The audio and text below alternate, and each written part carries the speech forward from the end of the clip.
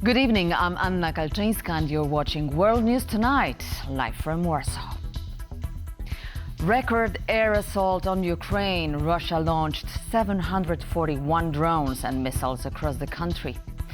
Russia's drone attacks have scaled dramatically from several hundreds in early 2023 to some 2,000 recently. More on that in just a moment, but first, tonight's headlines. Poland to boost its ammunition production. After Grog's global hate speech glitch, Warsaw may block X. Foresight is 2020, Poland braces for potential flood emergency. Russia broke its record in the largest air attack on Ukraine since the war began, largely targeting Lutsk in northeastern Ukraine. Our Ukrainian correspondent, Oz Katerji, is live from Kiev right now. Good evening, Oz. So what have the Ukrainian government officials said about the latest attack? Well, the largest ever Russian attack to date, with Russia launching 728 drones and 13 missiles, which the Ukrainian government said largely targeted Lutsk in the northwest of Ukraine, as you said there. But also, it wasn't just Lutsk that was targeted, a very widespread attack. Dnipro, Zhytomyr, Kyiv, Kirovohrad, Mykolaiv, Sumy, Kharkiv, Khmelnytsky, Cherkasy, and Chernihiv, all among those targeted in this attack. Fortunately, only one person has been reported injured in this attack, although there was reported damage to property and fires and so on that the Ukrainian authorities had to deal with.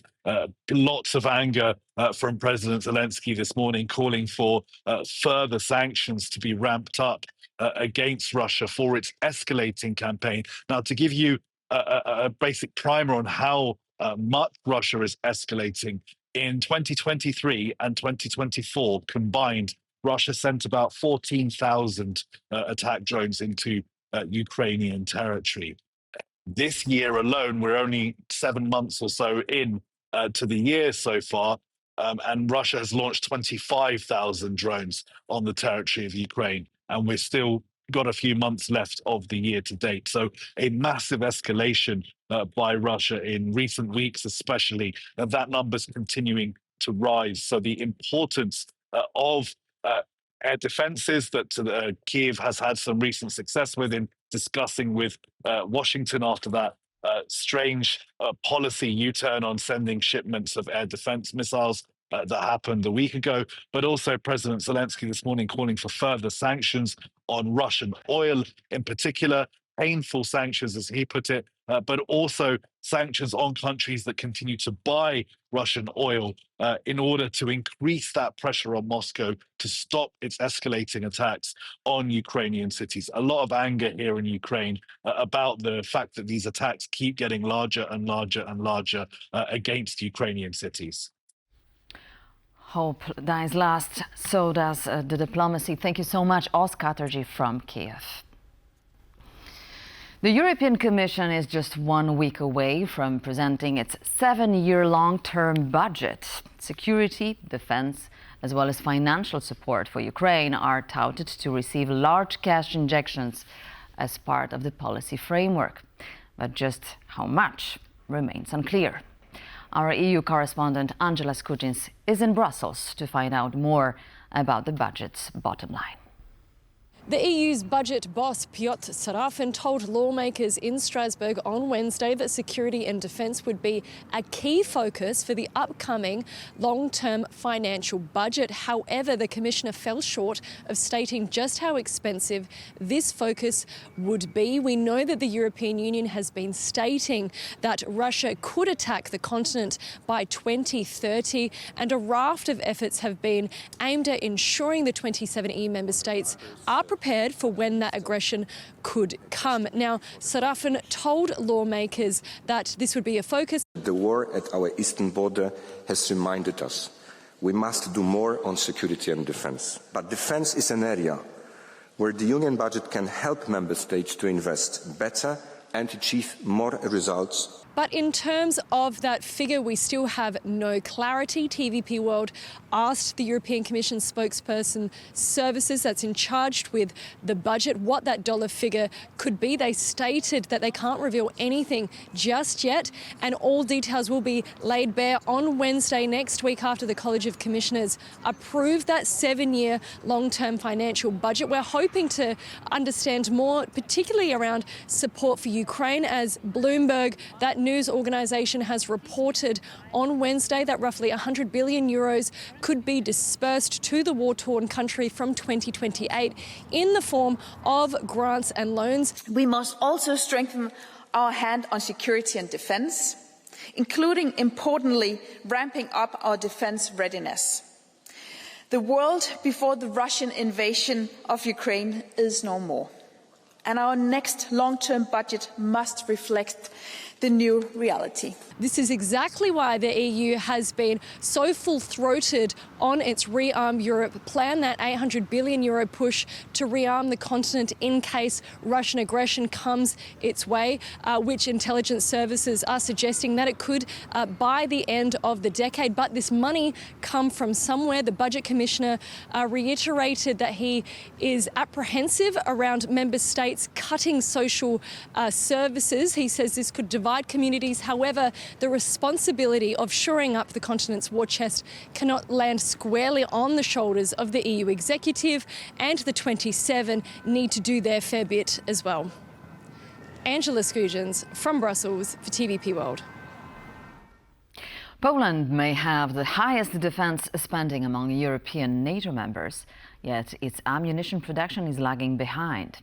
After reaching an output of million small caliber rounds per day, the country is now getting ready to ramp up the production of artillery shells, a strategy to build new factories and significantly increase production was unveiled on Wednesday in Warsaw. Ovidiusz Nicieja has this report. Polish Armaments Group, a state-owned company, has presented a concept for the construction of 3 ammunition factories. This new project aims to boost the company's production of 155mm artillery shells to between 150,000 and 180,000 annually by 2028. For the Polish government, ammunition production is an absolute priority. Sovereign ammunition is an absolute priority. This issue is sacrosanct. It's a matter of our national strategy for years to come. I'm grateful that production has ramped up significantly in recent months, and that we have a strategy that's being consistently implemented. Since the full-scale Russian invasion of Ukraine in 2022, Poland has expedited the procurement of armaments for the armed forces, but has also boosted the production here in the country.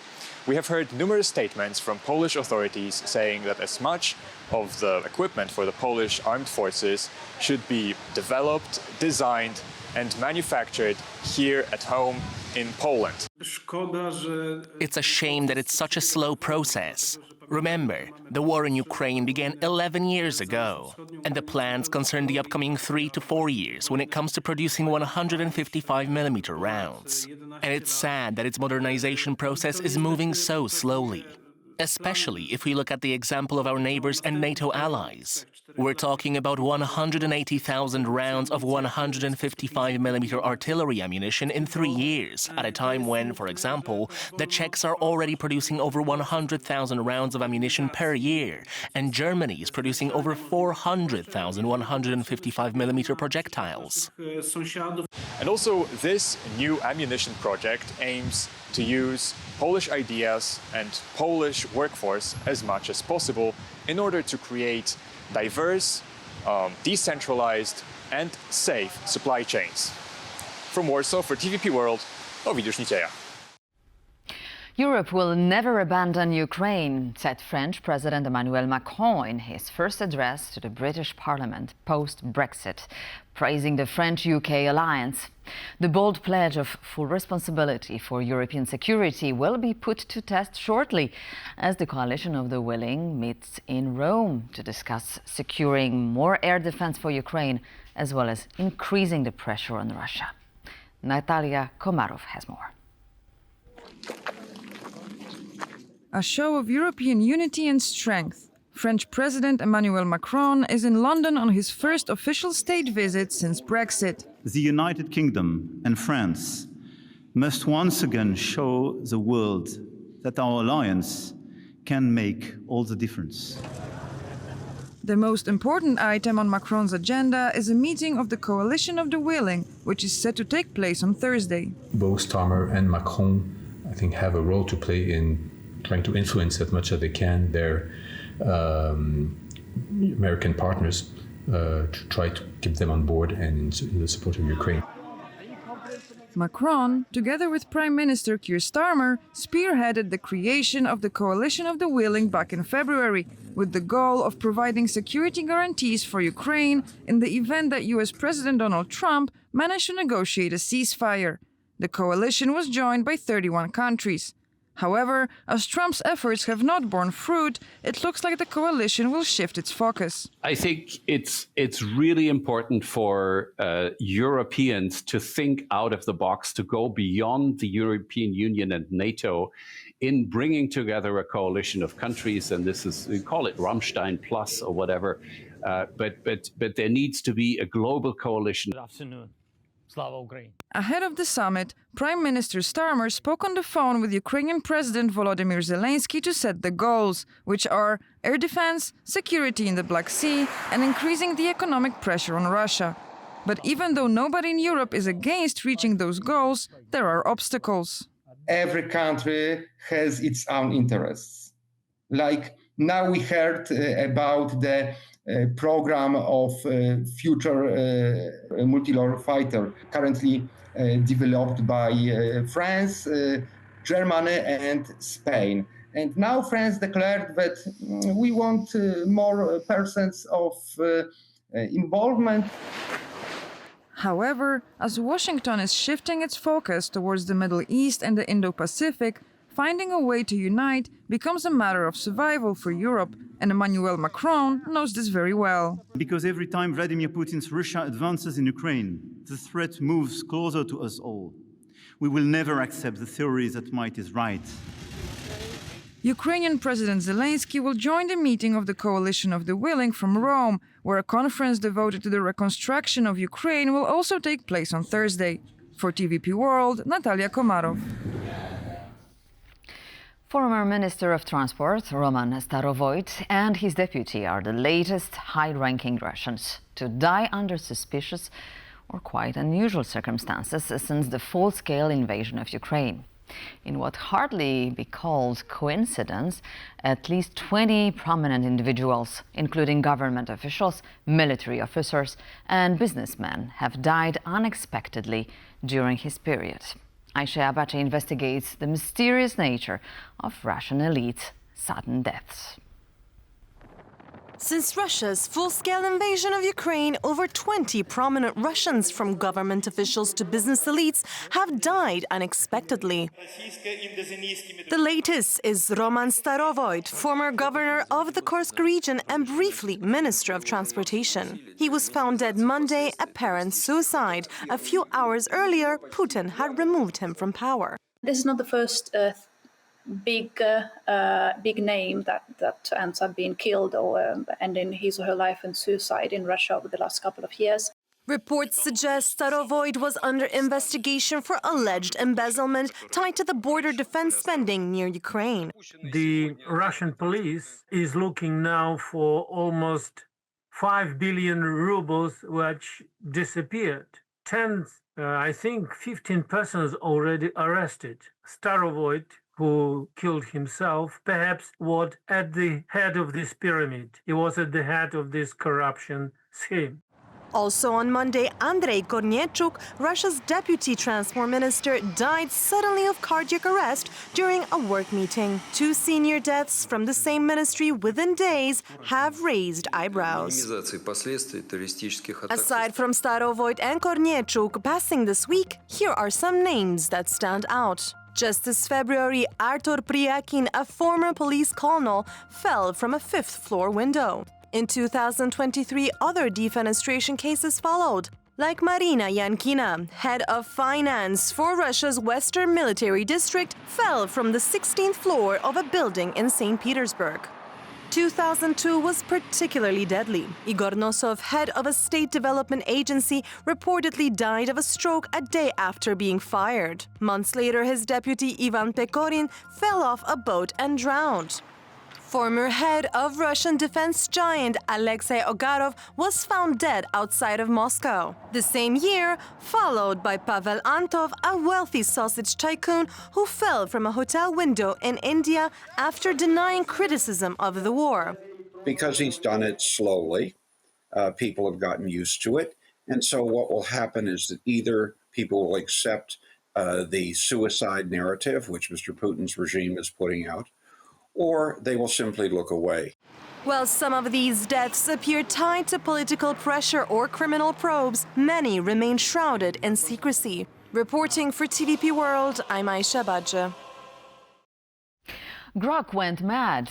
The AI chatbot belonging to the social media platform X pushed inflammatory, anti-Semitic tropes and pro-right-wing, hate-filled content.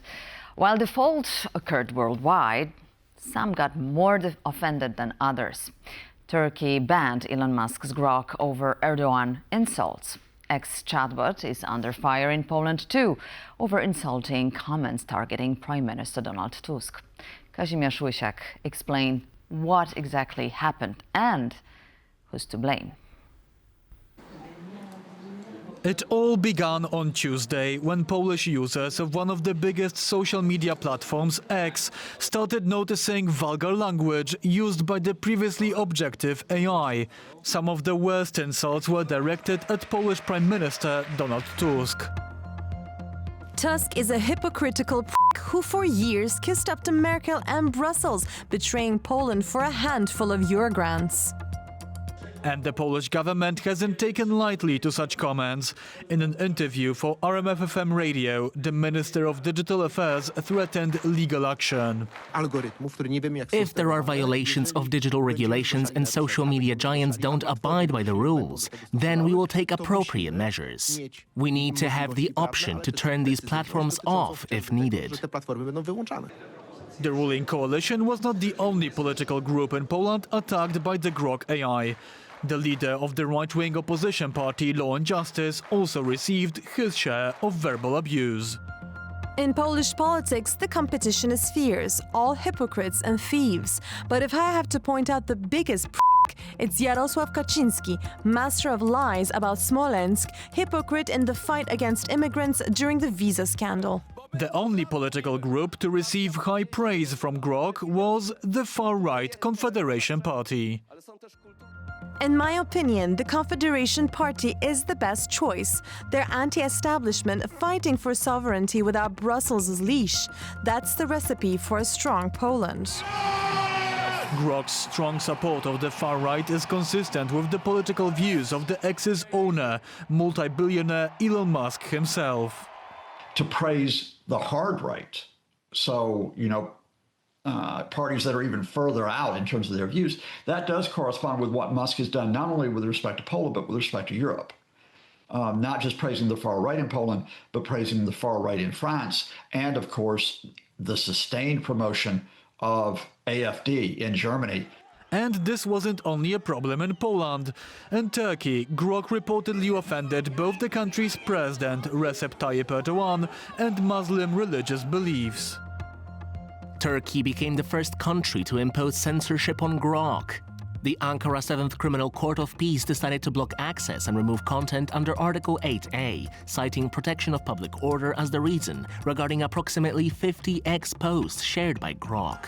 If throwing vulgarisms at state officials wasn't enough, Grog took a step further with posts directly supporting Adolf Hitler, saying that he would, quote, be the best person to deal with the anti-white hate. The XAI startup responsible for the tool has since removed these posts, yet stopped short of an apology. We are aware of recent posts made by Grog and are actively working to remove the inappropriate posts. Since being made aware of the content, XAI has taken action to ban hate speech before Grog posts on X. What happened recently is unprecedented. This points to the bigger problem of the lawlessness, if you like, of the platforms in terms of hate speech and promotion of violent messages. Grog's anti-Semitic posts come only a year after Elon Musk visited the Auschwitz death camp in Poland and vowed to deal with anti-Semitism on the X platform. But Grog's sudden outburst of radical comments raises serious questions over where freedom of speech ends and hate speech begins. While I strongly believe that AI is a tool that should be used by the humanity, and it will be, and it's very well developed, it also needs to put a huge pressure onto the ethics. In the aftermath of the Grog fiasco, X's CEO Linda Yaccarino has resigned. It's unclear for now whether that's connected with the anti-Semitic posts. For TVP World, I'm Kazimierz Łysiak. Extreme weather hits Europe and Poland is prepping for possible flooding. The infamous Genoa law is to trigger thunderstorms and dangerous levels of rainfall over the coming hours. Several level 3 flood warnings, the highest alert level indicating a high likelihood of flooding, have been announced mainly in the southern Silesia region and neighboring districts. More on that from Natalia Oriol. Poland is on high alert as it faces storms, heavy rainfall, and stays vigilant against potential floods. A crisis management team met in Warsaw led by Polish Prime Minister Donald Tusk. We have experience from that time leading up to the flood, the one in September. And I would very much ask that we do not allow ourselves optimistic interpretations of forecasts that do not currently sound alarmist.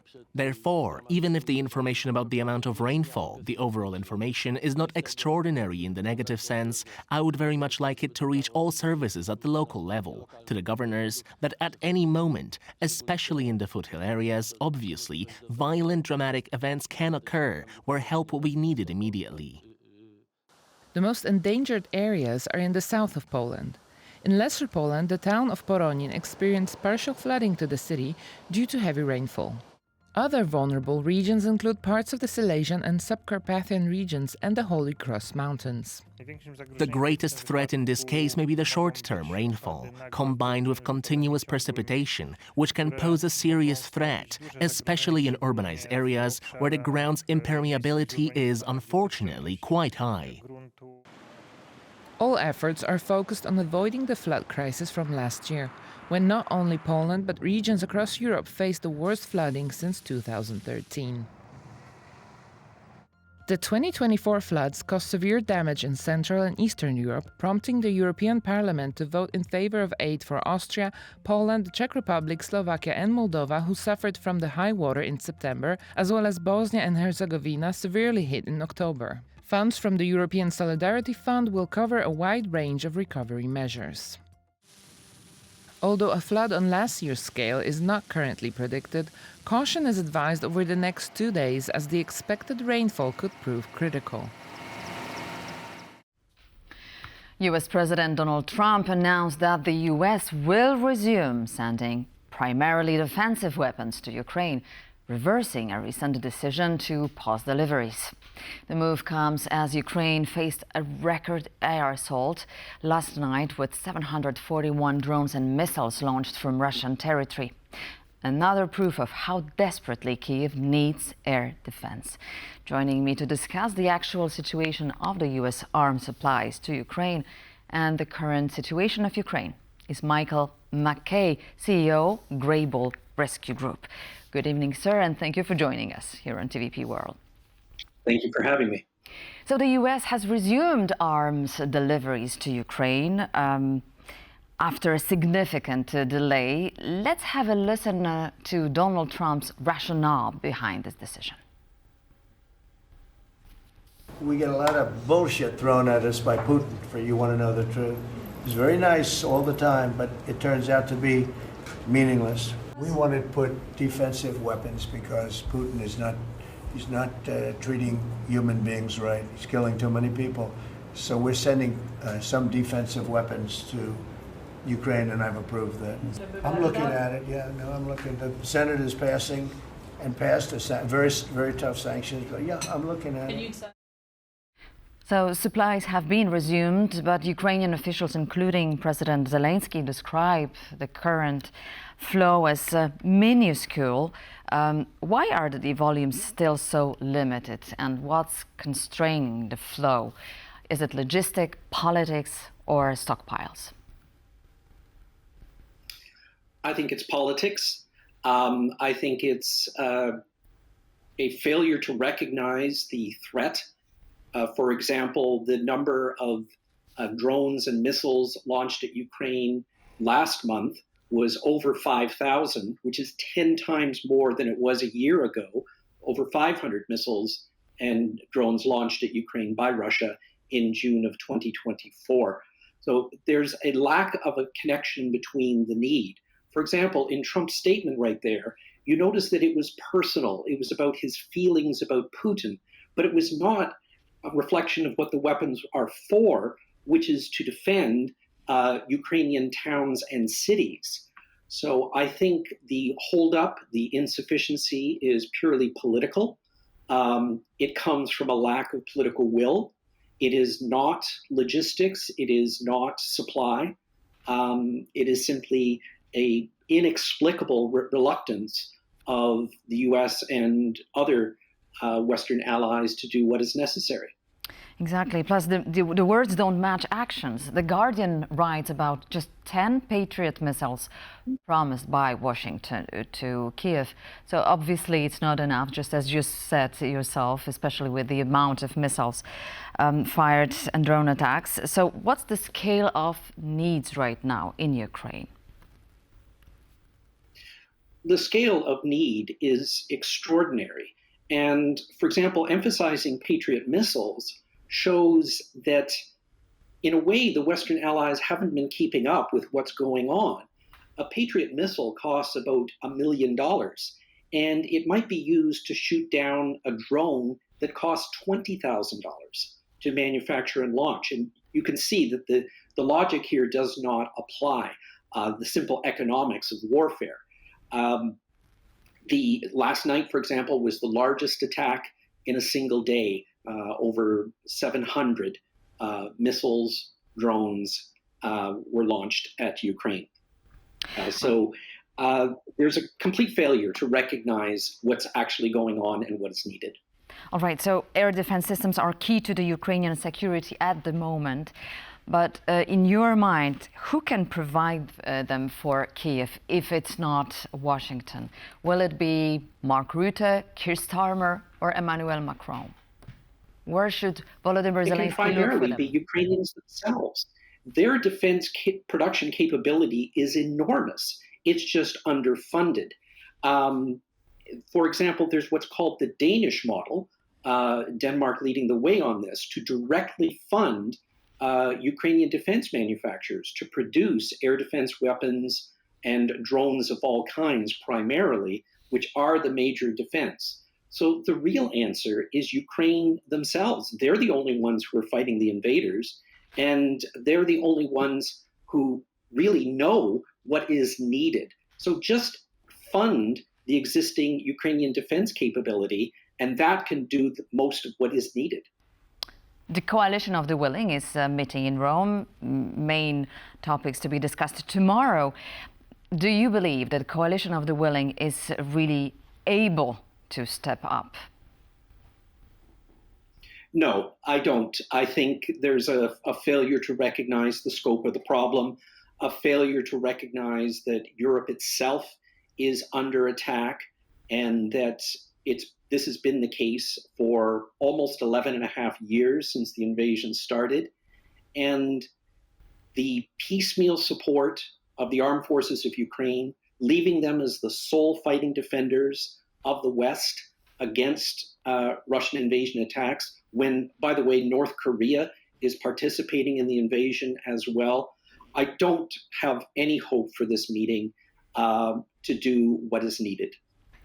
So coming back to the supplies by Washington, looking ahead, How do you assess the impact of this drawn-out minimal resupply on troop morale and battlefield momentum? And also, you mentioned Korea. What messages might it be sending to adversary watching the U.S. resolve?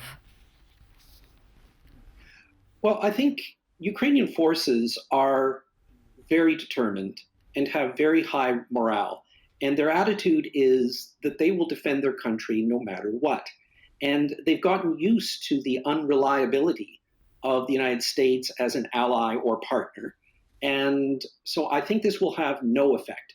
I think the piecemeal supply of weapons will have more of an effect on Russia by encouraging them to extend the length of their invasion, to expand it as much as they're capable, and to look at this as a de facto support for the offensive which they're mounting this summer. Thank you so much for your insights and for your comments. Michael Mackay, CEO of Grog Rescue Group, has joined us from Ottawa, Canada. Have a great day, sir, and thank you for joining us. Thank you. And thank you for watching World News Tonight. And please stay tuned to TVP World for more commentaries and other interesting features.